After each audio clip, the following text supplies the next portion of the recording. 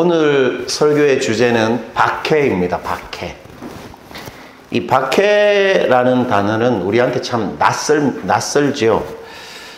우리는 단지 예수를 믿는다는 이유 때문에 뭐 사회적으로 고립이 되거나 어떤 모종의 위협을 이렇게 당하거나 또 심지어 목숨을 잃는 등의 예수 믿는 신앙 때문에 박해를 받는 그런 어떤 사회에서 우리는 살고 있지 않습니다. 예수 믿는 것 때문에 그렇게 어려움을 당하지는 않죠. 그런데 2022년 작년 한 해 동안입니다. 작년 한 해 동안 단지 예수님을 믿는다는 이유로 죽임을 당한 기독교인이 자그마치 5,600명이 된다고 합니다. 그러니까 작년 한 해 동안의 수치니까 하루에 15명 이상이 예수 믿는다는 이유로 순교를 당한 셈이지요. 또한 12만 4천 명이 기독교를 믿는다는 이유로 작년 한 해 동안 강제로 추방을 당해서 자신의 터전을 잃고 정처 없이 떠도는 그 난민들이 되었다고 합니다. 여러분, 현재 지구상에서 기독교에 대한 박해가 가장 심각한 곳은 인도 북동부 지역입니다. 인도의 북동부 지역인데 23년 올해지요. 최근 3개월 동안에 극단적인 힌두 민족주의자들이라고 할 수 있을 텐데 힌두교를 믿는 사람들에 의해서 그 인도 북동부 지역에 있는 크리스찬 약 100명이 거의 3개월 동안 살해당했다고 합니다. 그들은 기독교인들을 위협하고 협박하기 위해서 절대로 예수 믿으면 안 된다는 것을 보여주기 위해서 교회 담장에다가 그들이 참수한 기독교인들의 머리를 매달았다고 합니다. 그러니까 교회 담벼락에 그 교회 다니는 성도들의 머리를 이렇게 매달았다는 것입니다. 한번 생각해 보십시오. 그런 상황에서 우리가 예수를 믿는다. 그야말로 예수 믿는 게 살고 죽는 문제와 가까운 것이죠.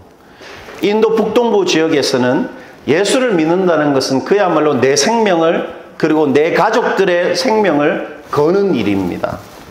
우리와는 사뭇 관계없는 상황이지만 지구상에는 아직도 적지 않은 많은 사람들이 단지 예수님 때문에 매맞습니다.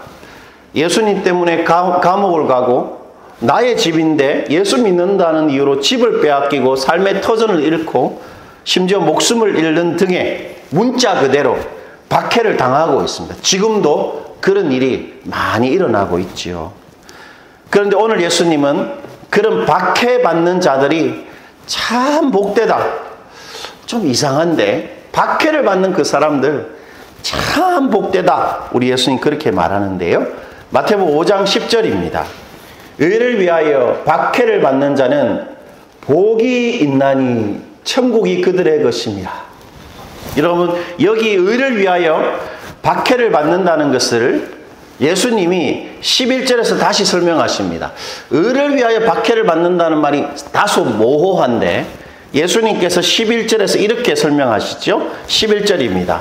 나로 말미암아 너희를 욕하고 박해하고 거짓으로 너희를 거슬려 모든 악한 말을 할 때에는 너희에게 복이 있나니 그렇게 말하죠. 그러니까 예수님은 의를 위하여 박해를 받는다는 말은 이런 말이다 하고 하시는 말이 그것은 바로 나 때문에 박해를 받는 것이다 이렇게 부연하십니다. 의를 위한다는 말이 바로 예수님 때문이라는 말이지요.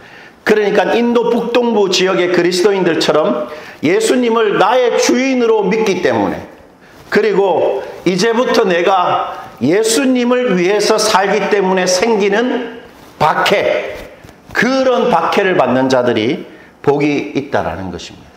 단순히 교회 다니는 사람이 어떤 어려움을 당하는 것을 예수님은 박해라고 표현하시지 않고 예수를 믿기 때문에 예수님 때문에 생긴 그 박해를 받는 자가 복이 있다. 그렇게 말씀하고 있는 것이죠. 우리는 여기서 우리의 기억을 되살릴 필요가 있습니다. 우리의 기억을 한번 되살릴 필요가 있는데 여러분, 팔복은 한마디로 뭐였습니까? 팔복의 의.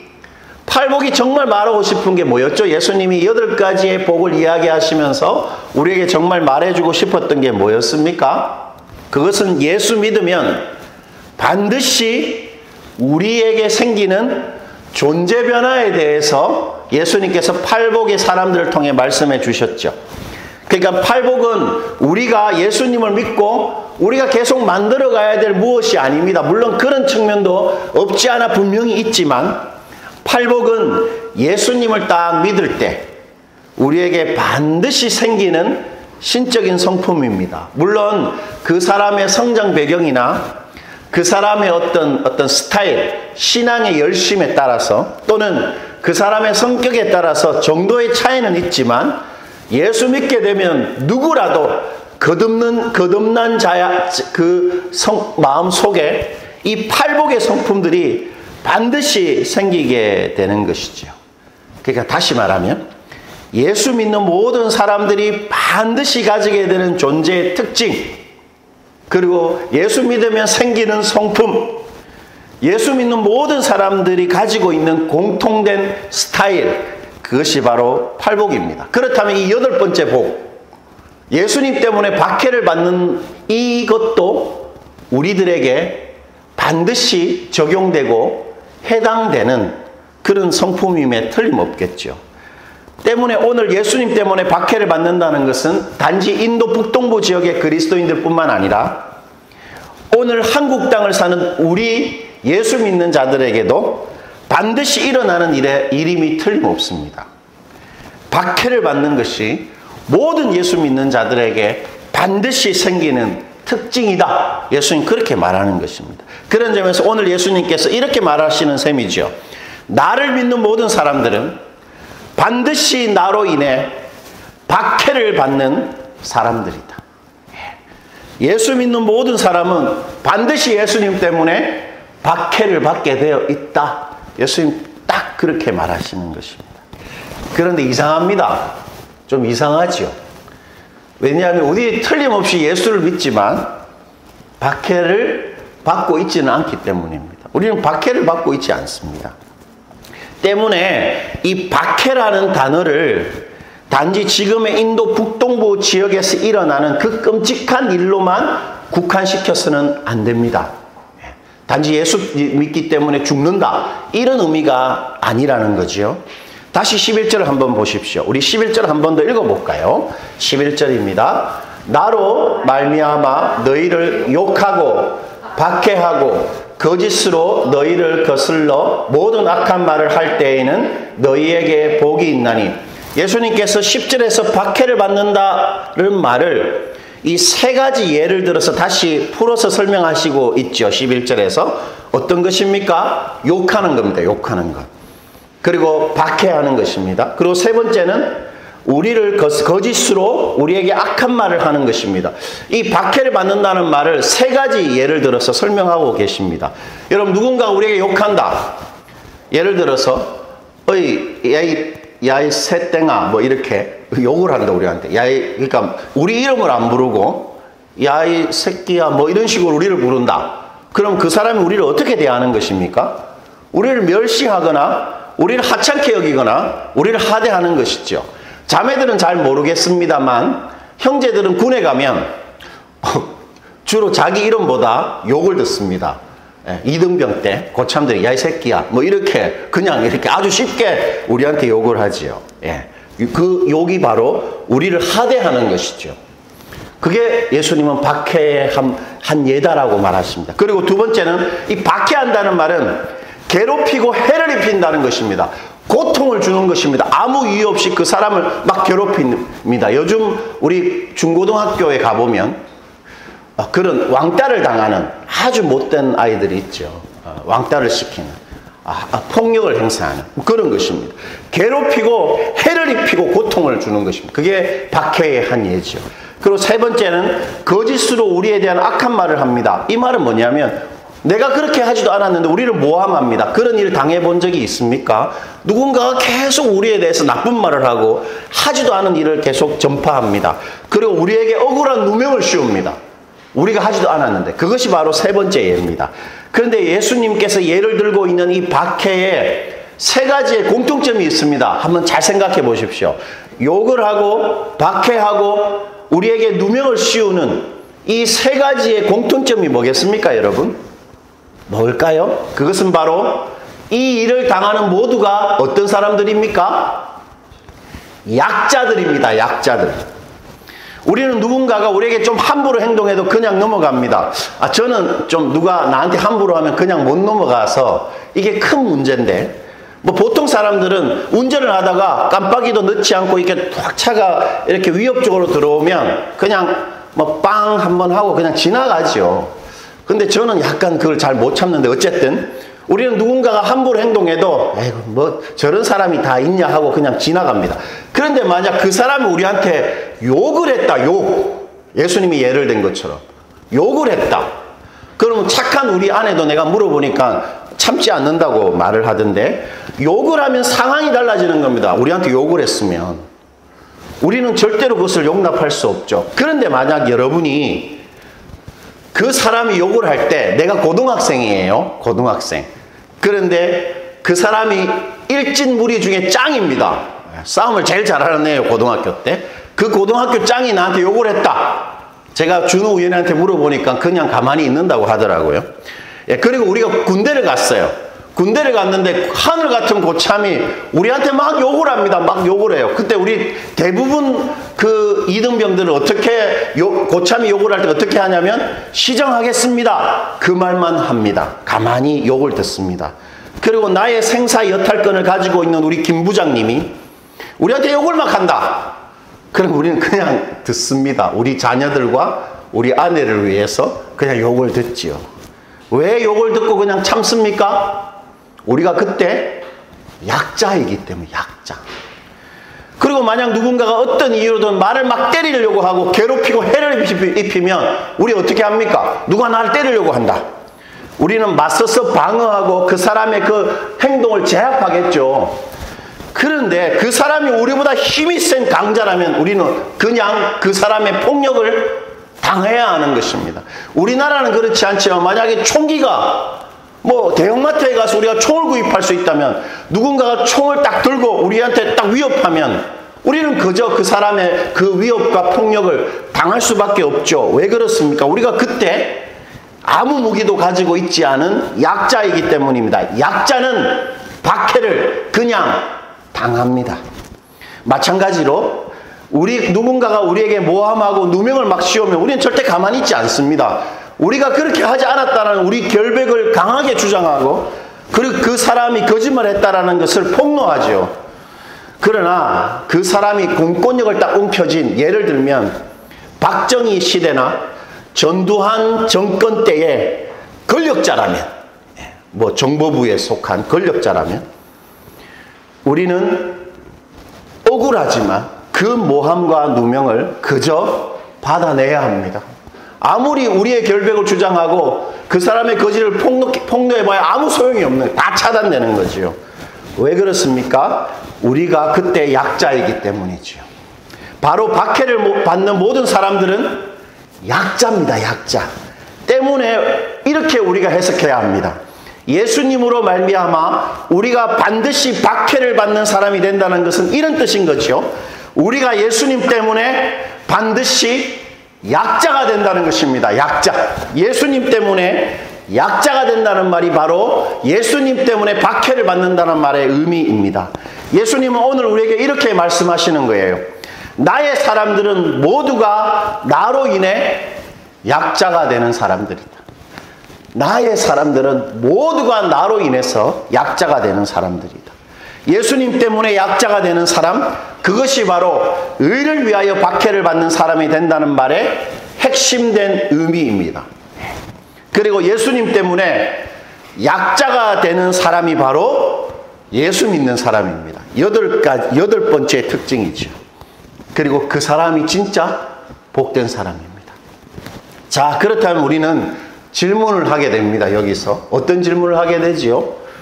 우리가 예수님 때문에 왜 약자가 돼야 됩니까? 왜 하필 약자입니까? 많은 것이 있는데 왜 예수님은 너희들 약자가 되어야 한다 이렇게 우리에게 말하실까요? 여러분, 약자가 된다는 것은 사실 잘못된 거죠. 그 잘못된 겁니다. 약자가 된 거. 약자가 되는 것은 수치스러운 사람이 되는 거 아닙니까? 맞고 가만히 있으니까. 그리고 비굴해지고 고통스럽고 불행한 것입니다. 어떤 부모도 자식한테 약자가 되어야 한다 이렇게 말하는 부모는 없죠. 우리는 할 수 있다면 약자가 되어서는 안 됩니다. 우리는 약자가 되어서는 안 되죠. 그런데 오늘 예수님은 우리들한테 이렇게 말합니다. 너희들 반드시 약자가 되어야 한다. 이상합니다. 여러분, 왜 예수님께서 우리한테 약자가 되어야 한다고 말하실까요? 왜 그렇습니까? 그것은 바로 우리 예수님이 약자이시기 때문입니다. 여러분, 십자가에 달려 죽으시기 전에 우리 예수님께서 군병들에 의해서 어떻게 되었습니까? 매를 맞았죠. 매를 맞는다는 말은 채찍, 가죽 채찍으로 등을 맞는다 이런 표현인데, 예수님 당시의 가죽 채찍은 그 가죽에 동물의 뼈 조각과 그리고 금속 조각을 이렇게 딱 심습니다. 가죽에. 그리고는 사람을 때리는 것입니다. 아마도 예수님의 등이 어떻게 되었을까요? 등에 살점이 다 터졌을 것이 틀림없습니다. 온전한 한 군데 없이 예수님은 등이 다 터졌을 것입니다. 그리고 군병들이 예수님의 얼굴에 어떻게 했습니까? 침을 뱉었습니다. 누군가가 내 얼굴에 침을 탁 뱉는다. 그거 한번 생각해 보십시오. 그리고 예수님의 머리를 막 때렸습니다. 우리 주님의 머리를 막 이렇게 때렸습니다. 모욕적이죠. 그리고 놀렸습니다. 가시멜로가는 우리 예수님 머리에 딱 씌우고, 그리고 손에 갈대를 딱 쥐게 하고는 네가 왕이면 왕처럼 한번 해봐라. 그렇게 하고 놀리고 희롱했습니다. 그러나 예수님은 그 모든 폭력과 모욕과 수치를 그냥 가만히 당하셨습니다. 약자가 되신 것입니다. 약자. 그렇다면 여러분, 예수님 왜 약자가 되셨습니까? 왜 강자가 되셔도 되는데, 그런 거 당하지 않아도 우리를 구원할 수 있을 텐데 왜 약자가 되셨을까요? 예수님이? 그것은 예수님이 강자가 되는 방식으로는 이 세상에 그 누구도 구원받을 수 없었기 때문입니다. 예수님이 강자가 되는 방식으로는 이 세상에 그 누구도 살 수 없었기 때문입니다. 예수 믿고. 여러분, 군병들에게 잡히시기 직전에 예수님은 그 사실을 이렇게 말씀하시는데, 마태복음 26장 52절부터 54절까지의 말씀입니다. 제가 한번 읽어드릴게요. 이에 예수께서 이르시되 내 칼을, 아마 이것은 베드로가 칼을 쥐고 예수님을 지키려고 할 때 그 상황입니다. 내 칼을 도로 칼집에 꽂으라. 칼을 가지는 자는 다 칼로 망하느니라. 너는 내가 내 아버지께 구하여 지금 12군단 더 되는 천사를 보내시게 할 수 없는 줄로 아느냐? 내가 만일 그렇게 하면 이런 일, 바로 십자가의 사건이죠. 이런 일이 있으리라 한 성경이 어떻게 이루어지겠느냐 하시더라. 예수님께서 칼의 방식, 맞서고 이기고 그 나쁘고 악한 것을 제압하는 그 강자의 방식으로는 십자가가 있을 수 없다고 말씀하십니다. 강자의 방식으로는 그 누구도 사랑할 수 없고, 강자가 되어서는 그 누구도 살려낼 수 없다. 예수님께서 그렇게 말씀하고 있습니다. 여러분, 만약 예수님이 이 세상에 오셔서 십자가에 죽는 약자가 아니라 제압하는 강자가 되셨다면, 당시 유대인들이 생각했던 그 강한 메시아로 이 땅에 오셨다면, 우리는 유대인들이 예수님을 죽인 것처럼 우리의 교만함과 하나님으로부터 우리 자신을 지키려고 그 예수님의 건세와 힘에 끝까지 맞서다가 결국 우리 다 죽었을 것입니다. 예수님의 힘에 의해서. 그러나 예수님은 우리 죄를 위해 매를 맞으셨고 조롱당하셨고 결국 십자가에 죽으시는 우리를 위한 약자가 되셨기 때문에 우리가 죄사함을 받았고 하나님의 자녀가 되고 예수님을 나의 주 나의 하나님으로 믿게 되었던 것입니다. 예수님이 약자가 되셨기 때문에 우리가 사랑받은 자가 되고 살 수 있었던 것입니다. 여러분, 칼을 가지는 모든 사람들은 전부 그 칼로 망합니다. 결국 우리가 칼의 방식, 강자가 되는 방식으로는 그 누구도 사랑할 수 없고, 결국 서로 강자가 되기 위해 죽이고 죽는, 결국 다 망하는 사람들이 되는 것이지요. 강자는 사람을 절대로 사랑하거나 살려낼 수 없는 것입니다. 여러분, 제가 살아오면서 제가 만나본 제일 강한 사람은 아마도 저의 아버지일 것입니다. 저의 아버지. 저의 아버지가 20대 초반에, 제가 이건 아버지 형제들에게 이렇게 들은 이야기인데, 한 번은 운수업을 하시는 저희 할아버지하고 큰 나무를 이렇게 산에서 운송하신 적이 있었다고 합니다. 그런데 보통 트럭들은 그 나무를 실을 때 보통 돈을 좀 많이 받기 위해서 가적을 하잖아요. 가적. 아마 가적을 하신 모양인데, 그때 동네 서장, 이제 갓 부임한 아주 젊은 그 동네 경찰서장이 할아버지한테, 우리 아버지 아버님이죠, 할아버지한테 막 반말을 하면서 막 하대를 하더라는 것입니다. 그러자 트럭 위에서 그 나무를 묶고 있었던 저희 아버지가 그 높은 위에서 이렇게 활짝 뛰어내려서는 그 경찰서장을 어떻게 했냐면 패버렸습니다. 패버렸습니다. 우리 아버지는, 우리 할아버지가 약자가 되거나 무시당하는 것을 참을 수가 없었던 거죠. 그렇게 아버지가 강하십니다. 지금도 그러신데, 그런 저희 아버지가 거짓말같이 약자가 되신 것을 저는 한 2번 본 적이 있습니다. 한 번은 명절에 식료품 도매 사업을 하시는 큰아버지, 그러니까 저희 아버지의 큰형이지요.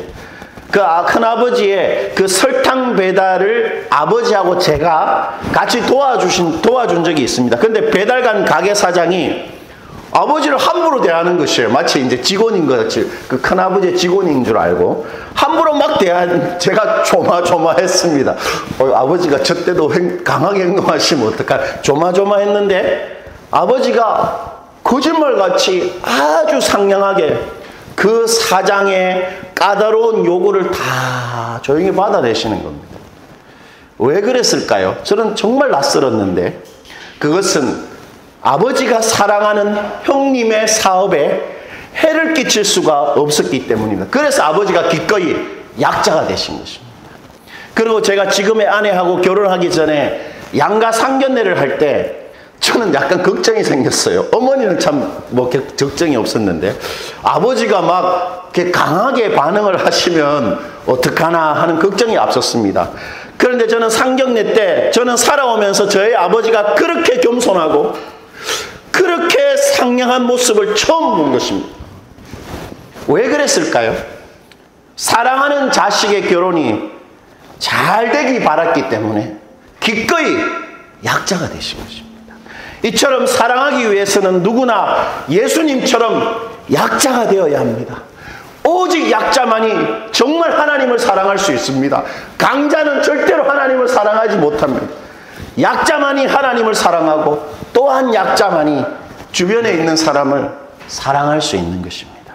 오늘 예수님은 우리가 하나님을 사랑하기 위해서, 그리고 우리 이웃을 사랑하기 위해서 우리가 약자가 되어야 한다, 그렇게 말하시는 것입니다. 여러분, 팔복의 8가지 복은 예수 때문에 박해를 받는다는 말은 우리가 기꺼이 하나님을 사랑하고 우리 주변에 있는 이웃을 사랑하기 위해서 약자가 되어야 한다라는 말입니다. 예수님이 하나님의 뜻을 이루고 우리 살려내기 위해서 예수님의 힘과 권세, 그리고 권한, 예수님의 권리, 예수님의 주장을 전혀 사용하지 않고 약자가 되어서 십자가에 죽으신 것처럼 우리도 하나님의 영광, 하나님의 뜻을 위해, 하나님 사랑하기 위해, 그리고 주변 사람들을 사랑하고 살리기 위해서 우리의 힘과 권한, 우리의 권리, 우리의 주장을 사용하지 않는 약자가 되어야 한다고 예수님 말씀하시는 것입니다. 우리가 그런 약자가 될 수 있다라는 것입니다. 팔복의 사람들이라는 거죠. 자, 그러면 마지막으로 이쯤 되면 마음이 좀 불편해지죠. 그리고 반발이 생깁니다. 마음속에. 그리고 의문이 생깁니다. 뭐 이런 거죠. 내가 약자가 되면 내가 멸시당하잖아요. 내가 약자가 되면 억울해집니다. 내가 약자가 되면 피해를 보고 심지어 바보같이 내 것을 빼앗깁니다. 약자가 되면. 그 바보 같은 행동이지요. 그러나 예수님은 그러한 것에 대해 전혀 걱정할 필요가 없다라고 아주 자신만만하게 우리한테 이렇게 말씀하십니다. 12절인데요. 우리 12절 크게 한번 읽어보십시다. 12절입니다. 기뻐하고 즐거워하라. 하늘에서 너희의 상이 큼이라. 너희 전에 있던 선지자들도 이같이 박해하였느니라. 기뻐하고 즐거워하라. 이렇게 말합니다. 여러분, 여기서 기뻐한다는 말은 행복한 상태가 된다는 것입니다. 행복한 상태가 되는 거 경험해 본 적이 있습니까? 아마 뭐 우연히 우리 둘째 아이가 이제 헤어졌지만 뭐 한참 그 자매랑 교제할 때는 그 자매 생각만 하면 이렇게 얼굴에 그냥 미소가 지어지는 상태. 그게 행복해, 기뻐한다는 말의 의미입니다. 그리고 즐거워한다. 이게 뭘까요? 합격했을 때, 내가 들어가고 싶은 대학에 합격했을 때, 예를 들면, 그래, 그게 뭔지는 잘 모르겠지만, 로또에 당첨됐다. 그럼 우리, 와! 이렇게 기뻐서 날뛸 것입니다. 이 즐거워하다는 말이 바로 기뻐서 날뛰다. 이런 뜻입니다. 쉽게 말해, 나에게 정말 좋은 일이 생기고, 경사가 난 것입니다. 경사가. 바로 내가 예수님 때문에 약자가 되는 그때, 내가 예수님을 위해 나의 힘과 나의 근황과 내 권리와 내 주장을 사용하지 않는 그때가 나에게 정말 좋은 일이 생긴 기뻐 날뛸 만한 경사가 난 그때다. 예수님 그렇게 말씀하십니다. 이상합니다. 왜 그게 경사가 난 거지? 어떻게 그렇게 말할 수 있을까요? 그 이유는 세 가지입니다. 첫 번째, 내가 예수님을 섬긴다고 약자가 되는 그때 우린 틀림없이 확인할 수 있는 게 있습니다. 내가 예수님 때문에 약자가 되면 틀림없이 내가 딱 확인할 수 있는 게 있습니다. 그것은 바로 내가 하늘에서 상을 받을 사람이라는 거 확인할 수 있습니다. 이게 뭐가 사소해 보이는 표현 같지만 엄청난 말입니다. 여러분, 우리에게 앞으로 어떤 일이 일어날 줄 모르지만 틀림없이 제가 알고 있는 게 하나 있습니다. 우리 다 어떻게 됩니까? 죽습니다. 우리 다 죽습니다. 죽으면 어떻게 될까요? 이 땅에서 예수님 때문에 내가 약자가 되면 예수님 우리한테 말하십니다. 너희 천국 가서 상 받을 사람이다. 이렇게 말합니다. 바로 우리가 예수님 때문에 이 땅에서 약자가 될 때 우리가 확인할 수 있는 것은 우리 죽으면 천국 가는 사람이고 천국 갈 뿐만 아니라 천국 가서 상 받고 축가를 받을 그런 인생, 그런 사람이라는 증거를 가지게 된다는 것입니다. 내가 예수님의 약자가 될 때 바로 그것을 확증할 수 있다는 거죠. 마치 하나님의 선지자의 수준, 하나님이 사용하신 그 선지자와 같은 사람, 같은 인생의 수준으로 내가 이 땅을 살고 있다는 거 확인할 수 있다는 것입니다.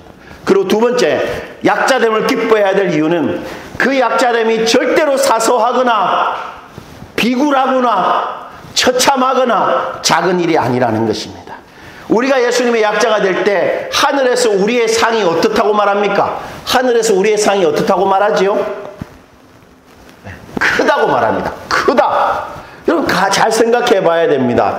우리의 약자됨이 하나님이 그냥 상이 아니고 큰 상을 주셔야 할 만큼 하나님한테 어떤 일이라고요? 큰일이라는 것입니다. 큰일, 하나님 입장에서. 바로 큰일, 하나님의 큰일은 어떤 일이겠습니까? 하나님의 위대한 일인 것입니다. 그래서 이건 갖다 붙이는 말이 아니라 이 땅에서 예수님 때문에 약자가 되는 것은 위대한 사람이 되는 것입니다. 여러분, 순교 직전에 스데반 집사가 그것을 이렇게 잘 말해줬는데 사도행전 7장 55절과 56절입니다. 제가 한번 읽어볼게요. 한번 잘 주목해 보십시오. 스데반이 성령 충만하여 하늘을 우러러 주목하여 하나님의 영광과 및 예수께서 하나님의 우편에 서신 것을 보고 말하되 보라 하늘이 열리고 인자가 하늘의 우편에 서신 것을 보노라 한데, 이 말을 하고 스데반 집사는 돌에 맞아 순교합니다. 스데반이 돌에 맞아 순교하는 예수님의 약자가 되는 그 순간 어떤 일이 일어났습니까? 하늘이 어떻게 됐죠? 열렸습니다. 하늘 문이 열렸습니다. 무슨 일입니까? 하늘이 주목해야 할 만한 일이 이 땅에서 일어난 것입니다. 그리고 예수님이 하나님 우편에서 어떻게 하셨죠? 일어나셨습니다. 예수님은 주로 하나님 우편에 어떻게 하고 계십니까? 앉아 계세요. 그런데 갑자기 벌떡 일어나셔서 그 땅에서 일어난 일을 보셨다는 것입니다. 바로 스데반의 죽는 일을 예수님이 벌떡 일어나서 주목하셨다는 것입니다. 여러분, 스데반의 죽음은 이 세상 사람들에게는 그냥 강신도에 돌에 맞아 죽는 그야말로 시체말로 개죽음입니다. 그러나 하나님에게는, 그리고 우리 예수님에게는 가장 긴급하고 중요하고 벌떡 일어나야만 할 소중한 일인 것입니다. 큰일이죠. 이처럼 우리가 예수님의 약자가 되는 그 일은 우리가 이 땅을 살아가면서 우리 존재와 우리 인생을 가장 위대하고 소중하게 만드는 순간입니다. 속상할 수 있습니다. 그리고 내 본능을 거슬려야 되기 때문에 너무 비참해지고 이게 막 합병이 날지도 모르죠. 그러나 예수님 때문에 약자가 되는 그 순간은 내가 큰일을 하는 것입니다. 하나님의 큰일, 위대한 일을 하는 것입니다.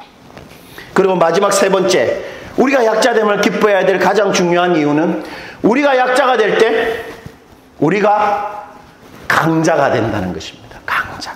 고린도후서 12장 9절과 10절인데요. 여러분, 이 구절은 가만히 읽어보면 예수님의 팔복의 여덟 번째 복을 사도 바울이 풀어서 쓴 글이라 할 수 있습니다.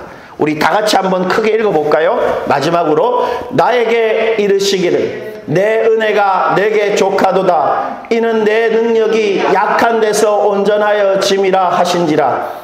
그러므로 도리어 크게 기뻐함으로 나의 여러 약한 것들에 대하여 자랑하리니 이는 그리스도의 능력이 내게 머물게 하려 함이라. 그러므로 내가 그리스도를 위하여 약한 것들과 능력과 궁핍과 박해와 공고를 기뻐하노니 이는 내가 약한 그때의 강함이라. 무슨 말인지 알겠죠? 8가지의 복을 사도 바울이 풀어낸 겁니다. 그리스도 때문에 내가 약자가 되는 것, 능력과 궁핍과 박해와 공고를 나는 기뻐한다. 아싸, 이제 경사가 났다. 이렇게 생각한다는 것입니다. 왜? 내가 그때 강하기 때문이다. 예수님은 하나님의 능력은 우리가 약한 데서 온전해진다고 말합니다. 이 온전하다는 말은 완성하다 이런 뜻입니다. 즉 우리가 예수님 때문에 약자가 될 때 그때 예수님의 강함이 반드시 우리를 통해 발휘되고, 그래서 우리의 그 약함을 통해서 우리 예수님이 하고자 하는 일이 완성된다는 것입니다. 우리가 약자가 되면 그저 비굴해지고 슬픈 일이 아니고 그때 하나님의 일이 우리를 통해서 우리 주변에 성취된다는 것입니다. 십자가를 생각해 보십시오. 십자가는 얼마나 고통스럽고 비참하고 비굴한 일입니까? 예수님께서 십자가에 달렸을 때 그분께서 빨가벗은 채로 십자가에 달려 죽으셨습니다. 수치스러운 일이죠. 그러나 그 약자됨을 통해서 하나님께서 우리를 살려내셨습니다. 하나님의 일을 이 땅에 완성하신 것입니다. 때문에 사도는 자신의 약함, 자신의 약자가 될 때 내가 크게 기뻐한다, 이런 것입니다. 자신이 예수님의 약자가 될 때 이렇게 생각한다는 것입니다. 이제 예수님의 능력과 강함이 곧 드러나겠구나, 그렇게 기뻐한다는 것입니다. 때문에 우리의 약함과 약자됨은 굴욕적이거나 비참함으로 절대 그냥 끝나지 않습니다. 물론 그런 느낌이 들긴 하겠죠. 그러나 반드시 우리가 약자가 될 때 하나님의 행동이 완성되는 것입니다. 그것이 바로 내가 약할 때 내가 강하다는 말의 의미입니다. 우리는 약함을 기쁨으로 바꿀 수 있고 우리의 약함을 하늘의 일을 이 땅에 만들어내는 그런 일을 할 수 있는 것입니다. 그러므로 우리가 갈등과 어떤 문제가 생길 때 범사에 생각하는 것이죠. 어떻게 하면 내가 예수님의 약자가 될까? 이 사람한테, 이 상황에 내가 어떻게 하면 약자가 될까? 그렇게 예수님 때문에 우리가 약자가 될 때 우리를 통해서 하나님의 일이 완성됩니다. 주님의 강함이 드러나게 되는 것이죠. 그게 진짜 우리의 강함인 것이죠. 말씀을 마치겠습니다. 96년도 성교한국 때, 지금은 이렇게 많이 약해졌지만 성교한국이라는 그 행사가 있었는데 수련회입니다. 첫 시간에 저의 마음을 대본에 사로잡은 현수막 문구가 있습니다. 그 2만 명이 가득 찬 강단에 큰 현수막에 이런 글귀가 있었습니다. 영원한 것을 얻고자 영원할 수 없는 것을 버리는 자는 바보가 아니다. 영원한 것을 얻기 위해서 영원할 수 없는 것을 버리는 자는 바보가 아니다. 이 글귀는 미국 선교사 짐 엘리엇이 죽기 며칠 전에 마치 자신이 죽음을 예견한 것처럼 자신의 일기장에 적은 글귀입니다. 짐 엘리엇의 이 선교팀은 에콰도르지요. 에콰도르 아우카족에게 복음을 전하기 위해서 그들 그 지역 근처에서 가족들을 다 데리고 같이 기거하면서 장장 6년 동안이나 아우카족을 연구했습니다.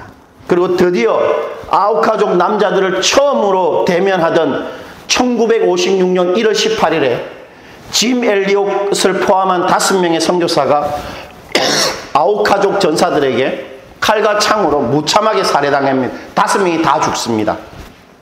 당시 나이프지는 10페이지에 달하는 특집 기사로 이 사건을 다루었습니다. 그 중에 일부가 이렇습니다. 그들은 부인들과 키추아 인디언과 히바루 인디언 사역을 하면서 아우카족을 알게 되었다. 아우카족은 수백 년 동안 외부인들은 다 죽여왔다.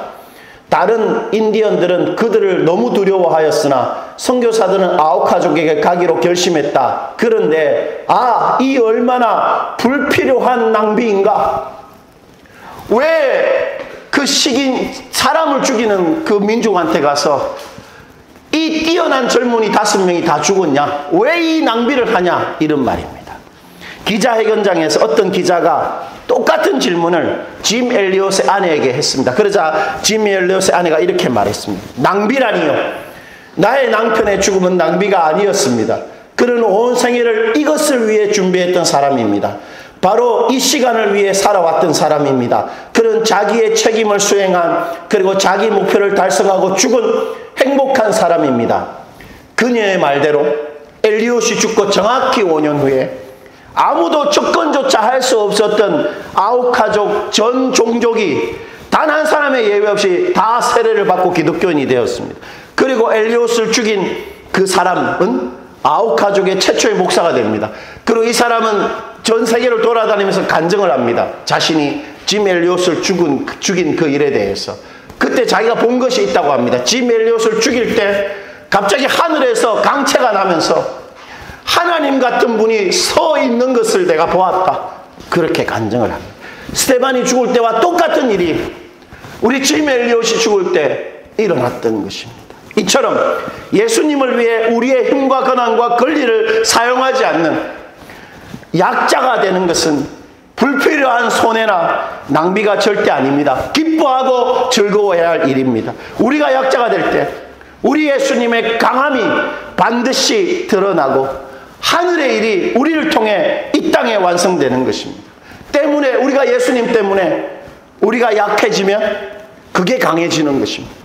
우리가 예수님 때문에 약해질 때 반드시 우리에게 기쁨이 생기는 것입니다. 우리 모두 그렇게 예수님을 위해 그리고 주변의 사람들을 사랑하기 위해 기꺼이 약자가 되십시다. 쉽지 않은 일이지만 그래서 다들 하나님의 능력을 드러내는 증인과 복된 통로가 되는 그런 인생 되시기를 축원드립니다.